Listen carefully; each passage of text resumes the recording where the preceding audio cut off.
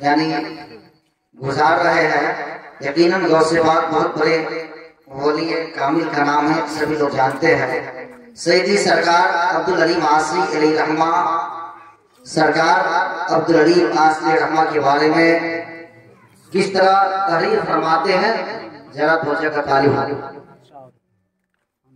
پوچھتے کیا ہو شہ جینا کی فضائل آسی. آپ لوگوں کو سبحان اللہ بولنا ہے. سبحان اللہ بولیں گے تو آپ کو ثواب ملے گا. میں 15 منٹ کے اندر میں آپ کو بولنے کی ضرورت نہ پڑے گی. میں مقابلے کا 15 منٹ کا ٹائم ہو تو 15 سے میں 14 منٹ بیٹھ جاتا ہوں. ٹھیک ہے، 10 کا ٹائم ہوتا تھا وہاں 10 منٹ اپنا خطاب ختم کر دیتا تھا. یار میں جو بھی خطاب کروں آپ کا جو ٹائم ہے 15:30 تک چلے گا. اس کے بعد میں آپ کے سامنے سب جاؤں گا. دیکھیں سیدی سرکار عبدالعلیم آصری رحمہ لکھتے ہیں کہ پوچھتے کیا ہو شہ جینا کے فضائل آسی. پوچھتے کیا ہو شہ جینا کے فضائل آسی. ارے ہر فضیلت کے وہ جامع ہے نبوت کے سوا. ہر فضیلت کے وہ جامع ہے نبوت کے سوا. آپ اس شعر کا کوئی جواب نہیں ہے حضرات. اس سے ہی آپ سمجھائے سیدنا سرکار عبدالعلیم آصری رحمہ نے کس طرح سرکار غوث پاک کی تعریف کیا. معزز سامعین کرام، آصری رحمہ کس انداز میں سرکار صلی اللہ علیہ وسلم کی تعریف کرتے ہیں. آصری رحمہ لکھتے ہیں کہ حبیب یا رسول اللہ تمہاری حسن کی تصویر کوئی کیا کھینچے. حبیب یا رسول اللہ تمہارے حسن کی تصویر کوئی کیا کھینچے. ارے نظر ٹھہرتی نہیں عارض منور پر. نظر ٹھہرتی نہیں عارض منور پر. اور اخیر وقت ہے آصری چلو مدینے کو. اخیر وقت ہے آصری چلو مدینے کو. ارے نثار ہو کے مرو تربت پیغمبر پر. نثار ہو کے مرو تربت پیغمبر پر. برادران ملت اسلامیہ، ابھی میں نے قرآن مقدسہ کی اس آیت کریمہ کی تلاوت کی ہے. اس میں رب کائنات ارشاد فرماتا ہے اے میرے محبوب، اے میرے رسول، آپ لوگوں سے بتا دیجئے، اعلان کر دیجئے کہ اے لوگوں اللہ کی رحمت پر اور ان کے فضل پر خوشی مناؤ. ذرا غور کریں. رب کائنات نے ارشاد فرمایا میرے محبوب، میرے رسول، آپ اعلان کر دیجئے، آپ بتا دیجئے کہ اللہ کی رحمت پر اور ان کے فضل پر خوشی مناؤ. تو جب بھی ہمیں موقع ملتا ہے جشن عید میلاد النبی صلی اللہ علیہ وسلم کا پروگرام منعقد کر دیتے ہیں. کبھی عقیقے کے موقع پر پروگرام کرتے ہیں، تو کبھی شادی کے موقع پر پروگرام کرتے ہیں، تو کبھی اصالہ ثواب کے موقع پر پروگرام کرتے ہیں. یاد رکھیں میرے ملت کے نوجوانوں، جب بھی ہمیں موقع میسر ہوتا ہے ہم پروگرام منعقد کر دیتے ہیں. تو آج کچھ نادان ہم پر چھٹا کشی کرتا ہے اور کہتا ہے دیکھو نا اسلام کے پیغمبر نے اپنے ماننے والے کو دو ہی عیدیں دی ہے، بریلوی نے تیسری عیدیں نکال دی ہے. لیکن ان نادانوں کو پتا نہیں ہے، معلوم نہیں ہے قرآن میں عید کا تصور کیا ہے، کوئی بھی عید کا کیا بنیادوں پر ہو جاتا ہے. تو آئیے قرآن پڑھیے. قرآن پاک کا 7واں پارہ ہے، 7ویں پارے کا سورہ مائدہ ہے. سورہ مائدہ کی آیت نمبر 114 ہے. قرآن کریم سیدنا عیسیٰ علیہ السلام کی وہی نقل کرتا ہے اللہم ربنا انزل علینا مائدۃ تکون عیدا لاولنا وآخرنا. اے پاک پروردگار عالم، اے خالق کائنات، آسمان سے ہمارا پورا دسترخوان اتار دے. دسترخوان اتار دے گا تو ہماری عیدیں ہو جائے گی، اور ہمارے وقت میں جو دیندار لوگ موجود ہیں ان کی بھی عیدیں ہو جائے گی.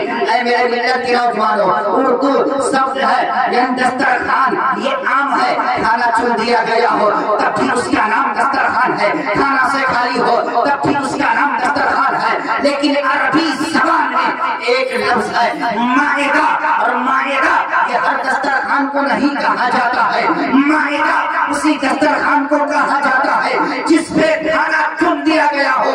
حضرت عیسیٰ علیہ السلام نے اللہ کی بارگاہ میں عریضہ پیش کیا تھا، مولا تو آسمان سے بھرا پورا دسترخوان اتار دے گا تو ہماری عید ہو جائے گی، اور ہمارے وقت میں جو دیندار لوگ موجود ہیں ان کی بھی عیدیں ہو جائے گی۔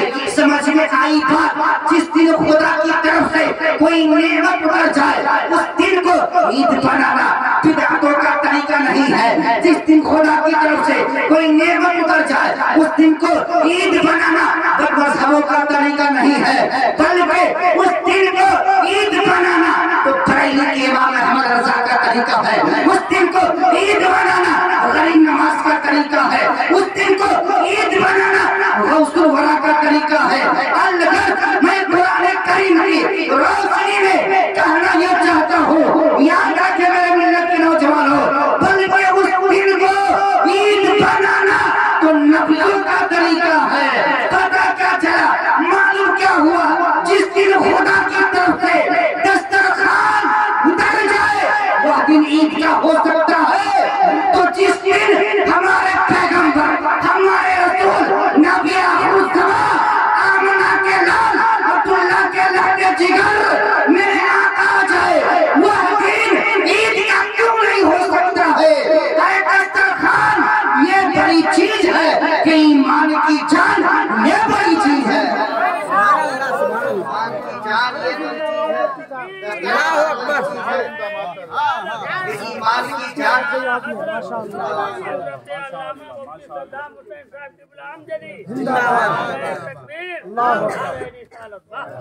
پتہ کیا چلا، معلوم کیا ہوا؟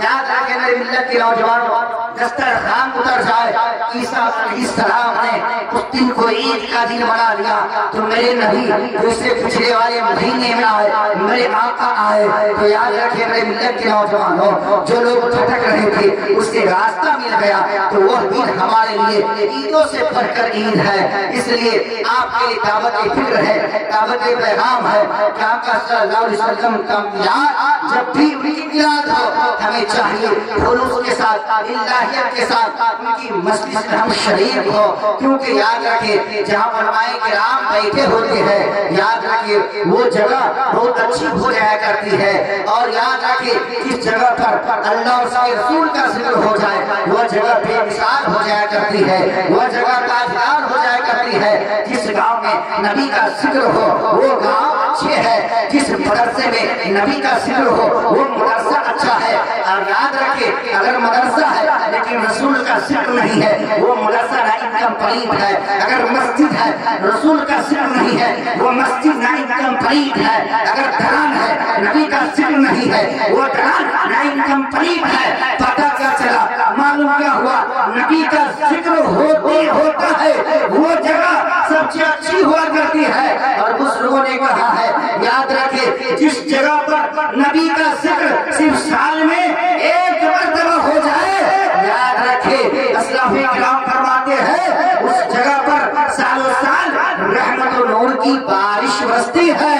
اس لیے سیدی سندی آقائی مولائی سرکار امام اہل سنت اعلیٰ حضرت فرماتے ہیں ذکر سب ٹھیک ہے جب تک نہ مذکور ہو، ارے ذکر سب ٹھیک ہے جب تک نہ مذکور ہو، ارے نمکین حسن والا ہمارا نبی، نمکین حسن والا ہمارا نبی۔ پروردگار عالم اس چند منٹ کی گفتگو پر ہمیں بھی آپ لوگوں کو بھی عمل کی توفیق عطا فرمائے۔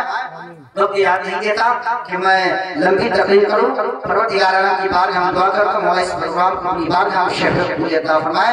استغفر ربی من کل ذنب واتوب الیہ وما علینا الا البلاغ وآخر دعوانا الحمد للہ رب العالمین۔